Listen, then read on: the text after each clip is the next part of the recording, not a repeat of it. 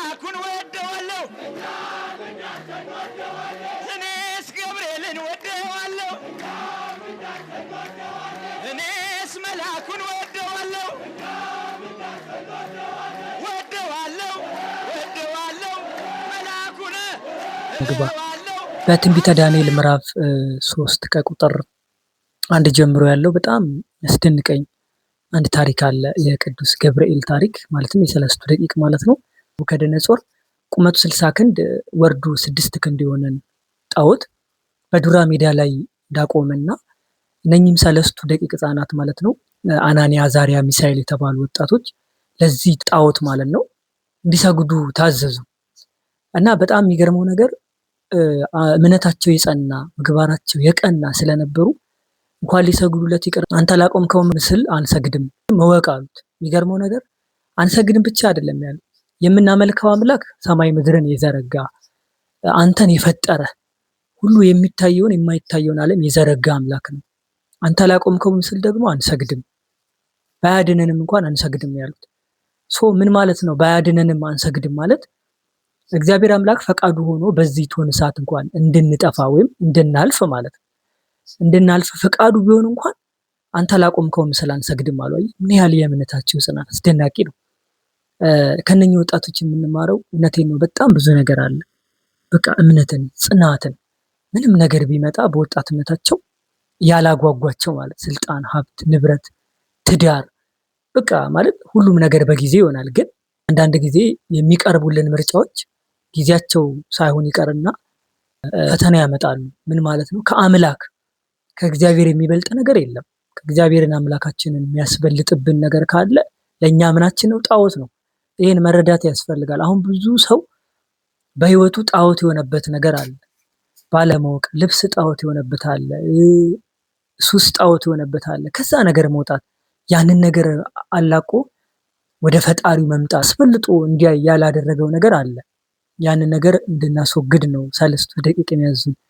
እና በጣም የሚደንቀኝ ነገር ትንቢተ ዳንኤል የጻፈልን ባቢሎን በጣም የጥበብ በጣም ብዙ ነገሮች የሚደረጉባት ከተማ ናት። ነገር ግን እነኚህ ሰለስቱ ደቂቅ ለጣዖት አንሰግድም፣ እግዚአብሔር አምላክ የሚባል ድንቅ አምላክ አለ፣ አንተን ራሱ የፈጠረ እሱ ነው ሲሉት ያው ንጉሥ ዕውር ስለነበረ ወደ እቶነ እሳት እንዲጣሉ አዘዘ።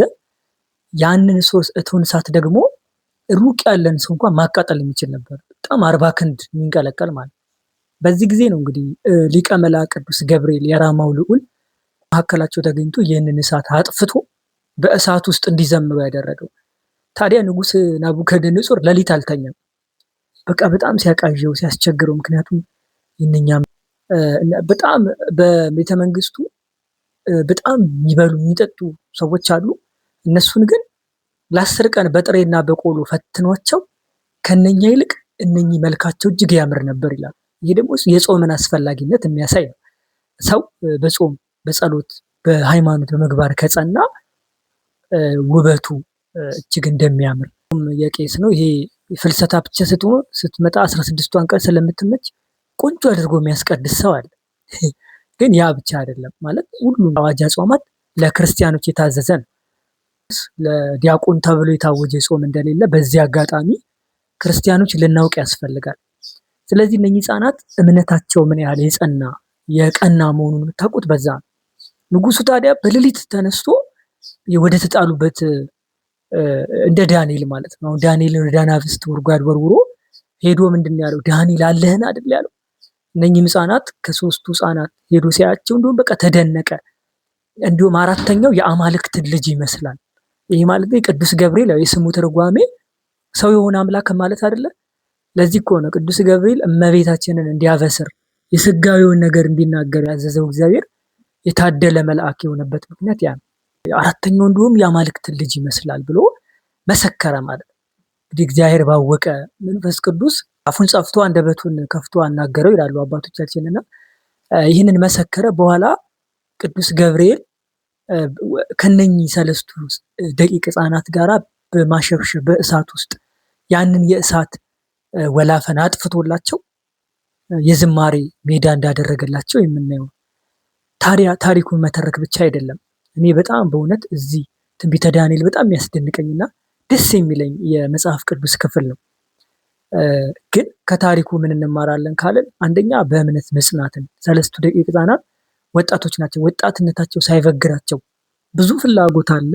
ያንን ፍላጎት ግን ለክርስቶስ ለአምላካቸው ሲሉ ገድለው በእውነት የጸኑ ድንቅ ያን ወጣቶች ናቸው።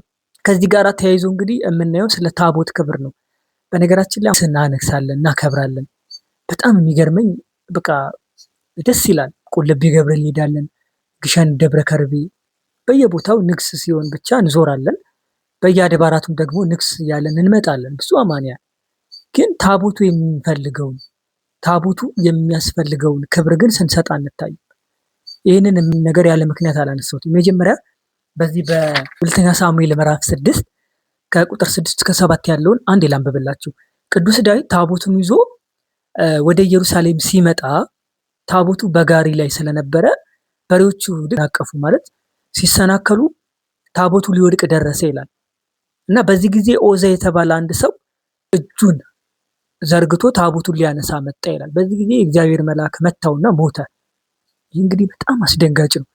ታቦትን ባለማክበር፣ ለታቦት የሚገባውን ክብር ባለመስጠት፣ አንደኛ እሱ። ሁለተኛ ግን ይህ ሰው መልካም ነው አመጣጡ፣ ታቦትን እንዳይወድቅ ምናምን ብሎ ማሰቡ ጥሩ ነው። ግን ደግሞ ታቦት መንካት አይችልም። አሁን ለዚህ ነው በታቦት ላይ በጣም የሚቀልዱ ሰዎች የበዙበት ዘመን። ታቦትን እንደ በራሳቸው ላይ ያደረጉ ማየውን ተግባር የሚያደርጉ አሉ። እግዚአብሔር ልቦና ይስጣቸው በእውነት። ነገር ግን ታቦት ያለ ካህናት፣ እሱንም በጣም የሆነ ካህን፣ የጾመ ካህን፣ ይሄ የራሱ አለው። ታቦት የሚሸከም ካህን ራሱን የቻለ ቅድስት ቤተክርስቲያናችን ስርዓት አላት። ታቦትን መሸከም አይችልም። ካህናት እንኳን ቢሆኑ ለዛ ማንነት ወይም ደግሞ ቅድስና ንጽህና ያስፈልጋል። ለዚህ ይሄንን ቅድስናና ንጽህና ያልተረዳው ኦዛ ነው ተቀስፎ የመተው ማለት ነው። ሁለተኛው ደግሞ የቤት ሳሚ ሰዎች ናቸው። በዚህ በአንደኛ ሳሙኤል ምዕራፍ 6 ከቁጥር 9 ጀምረን ብናይ ሁለቱ ታሪኮች ምን ያስተምረናል ካልን ታቦት ምን እንደሆነ ራሱ ማወቅ አለብን። ስለ ታቦት ብዙ ትምህርቶች ተሰጥተዋል ከዚህ በፊት። ነገር ግን እኔ ልላችሁ የፈለኩት በንግስ ሰዓት ላይ ለታቦት መስጠት ያለብን ክብር አለ። በቃ በጣም በንጽህና በቅድስና ታቦቱ ሲወጣ መደረግ ያለበት ዝቅ ብሎ ከመስገድ ጀምሮ። አንዳንድ ዝም ብሎ ታቦት ሲዞር እጁን አጣጥፎ ወገቡ ላይ አድርጎ አብሮ ያያል። በጣም ነውር የሆነ ነገር ነው። ትክክል አይደል? ታቦት በራሱ እኮ ትልቅ ክብር አለ። እዛ ታቦት የሚሰጠውን ክብር መስጠት አለብን። ዛሬ በንግስ በዓላቶቻችን ላይ የምናየው ነገር በጣም ያስፈራል።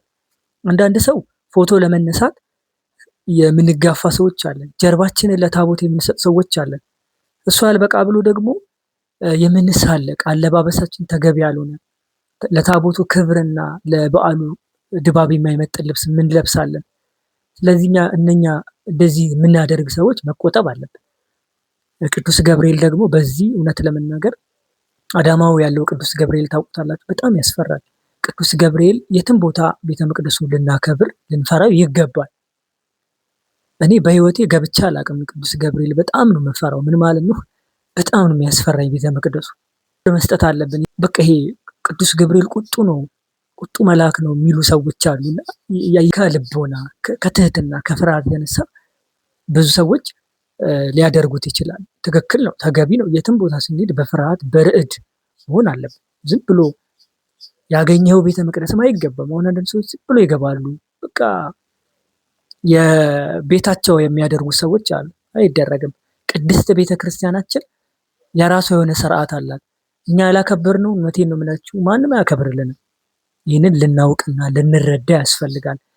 ታቦት ሲወጣ መልአኩ ቅዱስ ገብርኤል እንደገና ደግሞ ሱራፌል፣ ኪሩቤል እነኚህ ቅዱሳን መላእክት ይወጣል። ባለማወቅ ከሆነ ልናደርገው የሚገባውን ነገር በማወቅ እንድናደርግ ነው።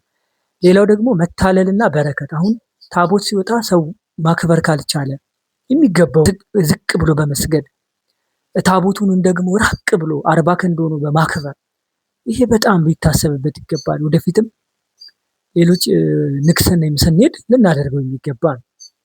ሌላው ደግሞ በበዓሉ ድባብ ላይ የማይገቡ ጭፈራዎች፣ የማይገቡ ለምሳሌ የቤተ ክርስቲያኒቱ የሰንበት ትምህርት ቤት የምታውቃቸው ዝማሬዎች ውጪ ሌላ ቦታ ከብ ሰርቶ እነኚህ ነገሮች በረከት ያሳጣሉ። እኔ እውነቴን ልንገራችሁ፣ አሁን ሌሊት ከአባቶች ጋር ካህናት ማህሌት ሳይሳተፍ አድሮ ጠዋት ልክ ታቦት ሲወጣ ሰው ሰብስቦም ይዘምራል። ተገቢ አይደለም። ከአባቶቹ ጋር ሌሊት አድረን ከዛ ደግሞ ጠዋትም ከነሱ ጋር መሳተፍ ነው። ይሄ ላይ ብቻ የሆነ አገልግሎት የላትም ቤተክርስቲያን። ይሄ የምላችሁ አሁን ማለት ለሌላ ነገር የሚያጋልጠንም በማወቅ የምናደርገው ነገር ቢኖር አንዳንዴ ጥሩ ነው፣ ባለማወቅ ከምንጠፋ ማለት ነው። በመጨረሻ አደራ የምለው በበዓሉ ፊት ስንቆም በእውነት ልንገራችሁ ልክ እንደ ሙሴ በእግዚአብሔር ፊት ሲቆም የቆምክባት ስፍራ የእግር መረገጫ ማለት ነው። የቆምክባት ምድር ቅድስት ናትና ጫማህን አውልቅ እንደተባለ ሁሉ እኛም የኃጢአት ጫማችንን የበደል የድፍረት ጫማ ልናወልቅ ያስፈልጋል። ወደ ቤተክርስቲያን ስንሄድ በንጽህና ራሳችንን በመጠበቅ ለሌሎች ምሳሌ አርአያ የሚሆን ተግባርን በማድረግ እንጂ ለዘፈን ለጭፈራ ለማይሆን ተግባር እንዳንሄድና የበዓሉንም ሀሳብ ሳንሰማ እንዳንመጣ። አሁን ብዙ ሰው ንግስ ይሄዳል፣ ግን የበዓሉን ድባብ የበዓሉን ዋናው ምክንያት ሰምቶ አክብሮ እንደመመለስ በእውነቴ ነው። በታቦቱ ፊት ደግሞ ራቅ ብሎ ቆሞ በጽሞና የልቡን ሀሳብ በመናገር ለዓመቱ ብታደርሰኝ ብሎ ስለቱን የሚገባውን ነገር አድርጎ ለመመለስ መጀመሪያ እንዳልኳችሁ ነው ዝግጅት ያስፈልጋል። ከቤታችሁ ስትወጡ ራሱ ለበዓሉ የሚገባውን አይነት ክብርና አለባበስ ዝግጅት ማድረግ ይጠይቃል። እኛ ያላከበርነውን ማንም አያከብረውም፣ ባለቤቱ ያላከበረውን ማንም አያከብርለትም። ስለዚህ ቅድስት ቤተክርስቲያናችን የምትለንን አባቶቻችን የሚሉንን ነገር ብናደርግ በረከቱ ለኛ ነው፣ ባንሰማ ደግሞ መቅሰፍቱ ለራሳችን ነው የሚሆኑ። ስለዚህ በዚህ በዓል ላይ በደንብ እንድናከብርና በትህትና እንድናከብረው መልእክቴ ነው። ይህን መልእክት ለሌላው ተስፋ እንዲሆን ሼር አድርጉ። የመልአኩ የቅዱስ ገብርኤል በዓል በሰላም በጤና አልፎ በረከቱን እንድናገኝ ሰላም እግዚአብሔር ከሁላችን ጋር ይሁን። ከቅዱስ ገብርኤል ረድኤት በረከት አማላጅነት ለሁላችን ያሳትፈን። መልካም ቆይታ